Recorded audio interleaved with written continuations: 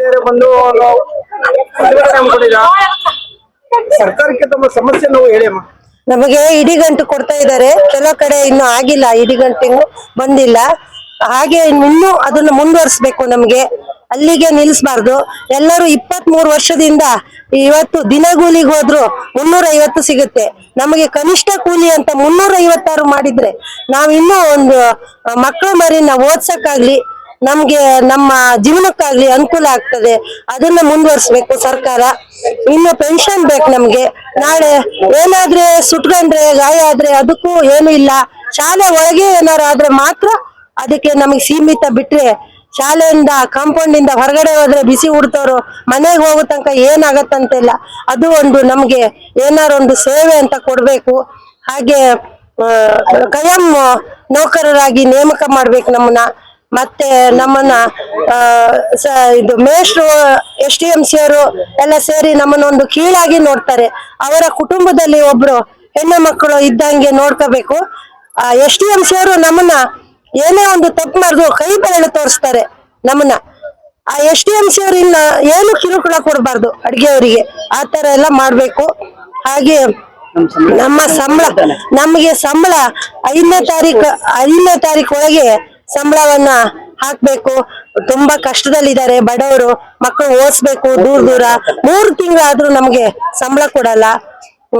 ಹಾಗೆ ಕನಿಷ್ಠ ವೇತನ, ನಮ್ಗೆ ಕನಿಷ್ಠ ವೇತನ ಅಂತೂ ಬೇಕೇ ಬೇಕು. ಎಲ್ಲದಕ್ಕಿಂತನೂ ಕನಿಷ್ಠ ವೇತನ ಬೇಕು. 6 ಅವರ್ ಕೆಲಸ ಇದೆ ನಮ್ಗೆ. ಅವ್ರು 3 ಅವರ್ ಅಂತ ಅಧಿಕಾರಿಗಳು ತೋರಿಸ್ತಾ ಇದ್ದಾರೆ. 6 ಅವರ್ ಕೆಲಸ. ಬೆಳಿಗ್ಗೆ 9 ಗಂಟೆಗೆ ಹೋದ್ರೆ ಮನೆಗೆ ಬರ್ತಾ 3 ಗಂಟೆ ಆಗತ್ತೆ. ತುಂಬಾ ಕಷ್ಟ ಇದೆ. ಮೊಟ್ಟೆ ಕೊಡ್ಸಿದ್ದಾರೆ, ಮತ್ತೆ ರಾಗಿ ಅಂಬ್ಲಿ ಇವೆಲ್ಲ ಅಂತ. ಹಾಗೆ ಶನಿವಾರ ಚಪಾತಿ ಮಾಡಿ ಅಂತಾರೆ. ತುಂಬಾ ಕಷ್ಟ ಕೊಡ್ತಾ ಇದ್ದಾರೆ ನಮ್ಗೆ. ಆದ್ರೆ ನಾವು ಕೆಲಸ ಮಾಡ್ತೀವಿ ಸರಿಯಾಗಿ ಟೈಮಿಗೆ, ಕೂಲಿ ಇಲ್ಲ ನಮ್ಗೆ. ನಾವಾದ್ರೂ ನಮ್ಮ ಮುಖ್ಯೋಪಾಧ್ಯಾಯರು ಹೇಳ್ದಂಗೆ ಕೆಲಸ ಮಾಡ್ತೀವಿ, ಕೂಲಿ ಇಲ್ಲ. ಒಂದು ಫಂಕ್ಷನ್ ಆದ್ರೂ ನಮ್ಮ ಹತ್ರ ಕೆಲಸ ಮಾಡಿಸ್ತಾರೆ. ಒಂದು ಅಡ್ಗೆ ಅವ್ರಿಗೆ ಈಗ ಒಂದು ಕೆಲವು ಕಡೆ ಅಡ್ಗೆ ಮಾಡಿಸಿದ್ರೆ ಅವರಿಗೆ 6-7 ಸಾವಿರ ಕೊಡ್ತಾರೆ. ಆದ್ರೆ ನಮ್ಗೆ ಮಾಸ್ಟರ್ಗಳು ನಮ್ಮ ಹತ್ರ ಕೆಲಸ ಮಾಡಿಸ್ತಾರೆ ಬಿಟ್ರೆ ಒಂದು ಬಿಡಿ ಕಾಸು ನಮಗ್ ಕೊಡಲ್ಲ. ಹೌದು ಸರ್, ಬಂದಿದ್ರು ಸರ್, ಈಗಷ್ಟೇ ಬಂದು ಹೇಳೋದ್ರು ಇದನ್ನ ನಿರ್ದೇಶಕರಿಗೆ ಕೊಡ್ತೀವಿ ಅಂತ ಹೇಳಿ ಮನವಿ ತಕೊಂಡೋಗಿದ್ದಾರೆ. ನಂಬಿಕೆ ಇಲ್ಲ ಸರ್, ನಂಬಿಕೆ ಏನು ಇಲ್ಲ ನಮ್ಗೆ. ನಮ್ಮ ಎದುರುಗಡೆನೆ ಸಂದರ್ಶನ ಆಗ್ಬೇಕು. ಇವತ್ತ ನಾಳೆನ ನಾವು 1 ವಾರ ಕಠಿಣವಾಗಿ ಹೋರಾಟ ಮಾಡ್ತೀವಿ. ಶಾಲೆ ಎಲ್ಲ ಹೇಗೂ ಮುಗ್ದೋಗಿದೆ, ನಾವ್ ಯಾರು ಹೆದರಲ್ಲ. ಇವತ್ತು ಅದಕ್ಕಾಗಿ ಬಂದಿದೀವಿ. ಕಷ್ಟಪಟ್ಟು ಎಷ್ಟೆಷ್ಟೋ ದೂರದಿಂದ ಬಂದಿದ್ದಾರೆ. ನಾವಿತ್ತು ಅದನ್ನ ಏನಂತ ಕಡೆಗಣಿಸ್ಕೊಂಡೇ ಹೋಗ್ಬೇಕು ಅಂತ. ಇಲ್ಲ ಸರ್, 3 ತಿಂಗಳಿಗೆ ಒಂದ್ಸರಿ 4700 4600 ಕೊಡ್ತಿದ್ದಾರೆ. ಅದು 3 ತಿಂಗಳ ನಂತರ ಕೊಡ್ತಿದ್ದಾರೆ. ನಮ್ಗೆ 5ಕ್ಕೆ 1ರೊಳಗೆ ಮಾಡಿಸ್ಬೇಕು ಸರ್. ಹೌದು ಸರ್, ಅದಿಲ್ಲ. 4700 ಸರ್, 4700 4600 ಕೊಡ್ತಿದ್ದಾರೆ ಸರ್. 150 ರೂಪಾಯಿ ಕೊಡ್ತಿದ್ದಾರೆ ಕೂಲಿ ನಮ್ಗೆ. ಇಲ್ಲ ಸರ್, 3 ತಿಂಗಳು 6 ತಿಂಗಳು ಮಾಡ್ತಾ ಇದ್ದಾರೆ.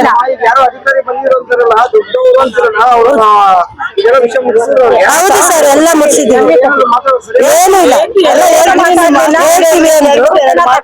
ಶಿಕ್ಷಣ ಸಚಿವರಿಗೆ ನಾನು ಕೊಟ್ಟು ಅದು ಏನು ಅನ್ನೋದನ್ನ ನಾವು ತಿಳಿಸ್ಪಡಿಸ್ತೀವಿ. ಹಾಗಾಗಿ ನಿಮ್ಮ ಹೋರಾಟವನ್ನ ನಿಲ್ಲಿಸಬಹುದು ಅಂದ್ರು ನಿಲ್ಸಲ್ಲ. ಉಗ್ರವಾದ ಹೋರಾಟವನ್ನ ನಾವು ತೊಡಗಿಸ್ಕೊಂಡಿದೀವಿ. ರಜೆ ಇದೆ ಶಾಲೆಗಳಿಗೆ ರಜೆ ಇರೋದ್ರಿಂದ ನಾವು ಅನಿರ್ದಿಷ್ಟಾವಧಿ ಧರಣಿ ಕೂತಿದೀವಿ. ನಿಮ್ಗೆ ಏನಾದ್ರು ದ್ರಮ್ಮು ತಾಕತ್ತು ಇದ್ರೆ ನಮ್ಮ ರಾಜ್ಯ ನಾಯಕರು ಅವರ ಕರೆದು ಮಾತಾಡಿ ನಮ್ಗೆ ಕನಿಷ್ಠ ಕೂಲಿ ಆದ್ರೂ ಕೊಡ್ಬೇಕು. ತಿಂಗಳಿಗೆ 3000 ರೂಪಾಯಿ ಪೆನ್ಷನ್, ಬರಿಗೈ 2025 ವರ್ಷದಿಂದ ಕೆಲಸ ಮಾಡಿ ಇವತ್ತು ಹೆಣ್ಮಕ್ಳು ಬರಿಗೈ ಮನೆಗೆ ಹೋಗವ್ರೆ. ಇವತ್ತು ಅವರೆಲ್ಲೂ ಅವ್ರ ಕೂಗು ಯಾರು ಕೇಳ್ಬೇಕು? ಯಾವ ಸರ್ಕಾರ ಕೇಳ್ಬೇಕು? ನಾವು ರಾಜ್ಯ ಸರ್ಕಾರ ಕೇಳ್ಬೇಕಾ ಇಲ್ಲ ಕೇಂದ್ರ ಸರ್ಕಾರ ಕೇಳ್ಬೇಕಾ? ನಾವು ನಮ್ಮನ್ನೇ ನಂಬಿರುವಂತ ಕುಟುಂಬ ನಮ್ಮಲ್ಲಿದೆ. ಎಲ್ಲ ಇವ್ರು ಐಷಾರಾಮಿ ಜೀವನ ಮಾಡ್ತಾರೆ. ಇವರೇ 10-12 ಶಿಕ್ಷಣ ಸಂಸ್ಥೆಗಳು ಖಾಸಗೀಕರಣ ಮಾಡ್ಕೊಂಡು ಇವತ್ತು ಇವ್ರ ಮಕ್ಕಳುಗಳು ಐಷಾರಾಮಿ ಹೈಟೆಕ್ ವಿದ್ಯಾಭ್ಯಾಸ ಕೊಡಿಸ್ತಾರೆ. ನಮ್ಮ ಮಕ್ಕಳು, ನಮ್ಮ ರೈತರ ಮಕ್ಕಳು, ನಮ್ಮ ಕೂಲಿ ಕಾರ್ಮಿಕರ ಮಕ್ಕಳು ನಮ್ಮ ಸರ್ಕಾರಿ ಶಾಲೆಯಲ್ಲಿ ಓದ್ತಾ ಇರೋದು.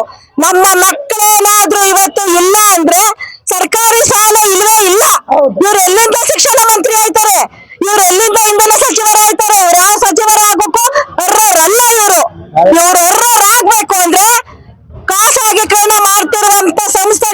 ಮೊದ್ಲು ಸಹಿ ಹಾಕ್ಬಾರ್ದು.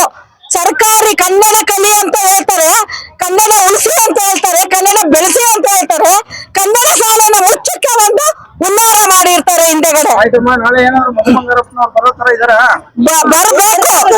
ಬರ್ಬೇಕು ಅವರು ಬೆಂಗಳೂರಲ್ಲೇ ಅವ್ರೆ, ಅವರೆಲ್ಲೂ ಕಾಣೆ ಆಗ್ಲಿಲ್ಲ. ಕಾಣೆ ಆದ್ರೆ ಪೇಪರ್ ಅಲ್ಲಿ ಬರ್ತಾರೆ ಕಾಣೆ ಆಗವ್ರೆ ಅಂತ. ಕಾಣೆ ಆಗ್ಲಿಲ್ಲ ತಾನೆ, ಬರ್ಬೇಕು ಹೆಣ್ಮಕ್ಳು ಹೋರಾಟ ಧರಣಿ ಮಾಡ್ಬೇಕಾದ್ರೆ ಇದೇ ತನ್ನೂರ್ ಸೇರ್ ಸಾಹೇಬರು ಶಿಕ್ಷಣ ಸಚಿವರಾಗಿದ್ರು. ಬರ್ತೀನಿ ಅನ್ನೋ ಆಶ್ವಾಸನೆ ಕೊಟ್ಟು ಹೋದವರು ನಾಪತ್ತೆ ಆಗೋಗಿದ್ರು. ಆ ತರ ಆಗೋದ್ ಬೇಡ, ಬರ್ಬೇಕಿವ್ರು. ಒಳ್ಳೆ ಆಶ್ವಾಸನೆ ಕೊಟ್ಟವ್ರೆ, 40,000 ಗಂಟೆ ಕೊಟ್ಟವ್ರೆ, 2 ಲಕ್ಷ ಗಂಟೆ ಆಗ್ಬೇಕು, ಕನಿಷ್ಠ ಕೂಲಿ ಆಗ್ಬೇಕು, ಸೇವಾ ಭದ್ರತೆ ಬೇಕು ಅಂದ್ರೆ ಅವ್ರು ಬರ್ಬೇಕು ಇಲ್ಲಿಗೆ. ಬರ್ಲೇ ಎಲ್ಲಿಯ ತನಕ ಹೋರಾಟ, ಗೆಲ್ಲುವ ತನಕ ಹೋರಾಟ, ಎಲ್ಲಿಯ ತನಕ ಹೋರಾಟ, ಗೆಲ್ಲುವ ತನಕ ಹೋರಾಟ, ಹಿತಕ್ಕಾಗಿ ಹೋರಾಟ, ನ್ಯಾಯಕ್ಕಾಗಿ ಹೋರಾಟ, ಹಿತಕ್ಕಾಗಿ ಹೋರಾಟ, ನ್ಯಾಯಕ್ಕಾಗಿ ಹೋರಾಟ. ESI ಯೋಜನೆ ಏಕೆ ಬೇಕು, ESI ಯೋಜನೆ ಏಕೆ ಬೇಕು, ಸರ್ಕಾರದ ಕೈಪಿಡಿಯಲ್ಲೇ ಸರ್ಕಾರಿ ಶಾಲೆಗಳು ನಡೆಯಲೇಬೇಕು, ನಡೆಯಲೇಬೇಕು, ನಡೆಯಲೇಬೇಕು, ಸರ್ಕಾರಿ ಕೈಪಿಡಿಯಲ್ಲೇ ಸರ್ಕಾರಿ ಶಾಲೆಗಳು ನಡೆಯಲೇಬೇಕು, ನಡೆಯಲೇಬೇಕು, ನಡೆಯಲೇಬೇಕು. ಖಾಸಗೀಕರಣ ಬೇಡವೇ ಬೇಡ, ಖಾಸಗೀಕರಣ ಬೇಡವೇ ಬೇಡ, ಹಂಗಾಮಿ ಕೆಲಸ ಬೇಡವೇ ಬೇಡ, ಹಂಗಾಮಿ ಕೆಲಸ ಬೇಡವೇ ಬೇಡ, ಕನಿಷ್ಠ ಕೂಲಿ ಬೇಕೇ